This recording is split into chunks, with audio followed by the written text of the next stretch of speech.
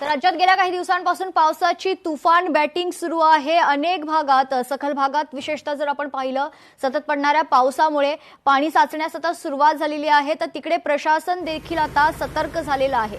हे दृश्य आपण पाहतोय राज्यातील विविध जिल्ह्यातील पुणे, सातारा, नाशिक, कोल्हापूर, सिंधुदुर्ग, मालेगाव, मावळ यासह देहू, पालघर आणि रायगडमध्ये देखील मुसळधार पाऊस बरसतोय।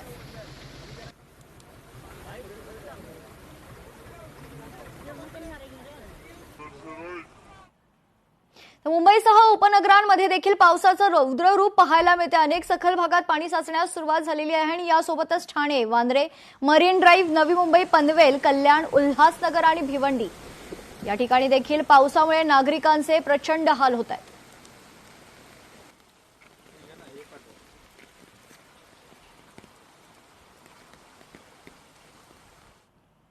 दादर पूर्व स्वामीनारायण मंदिर परिसरात झाड पडल्याची घटना घडली आहे। झाड बाजूला करण्यासाठी पालिका कर्मचारी घटनास्थळी पोहोचले।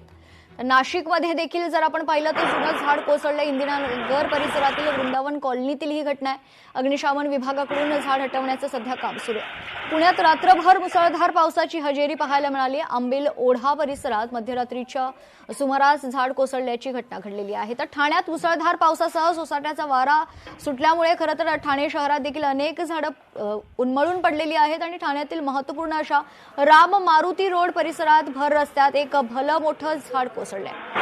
मीरा भाईंदरमध्ये देखील मुसळधार पावसामुळे झाड कोसळलेलं आहे। एक व्यक्ती आणि चिमुकली गंभीर जखमी झालेत। रस्त्यावर पडलेलं झाड हटवण्याचं काम सध्या युद्धपातळीवर सुरू आहे।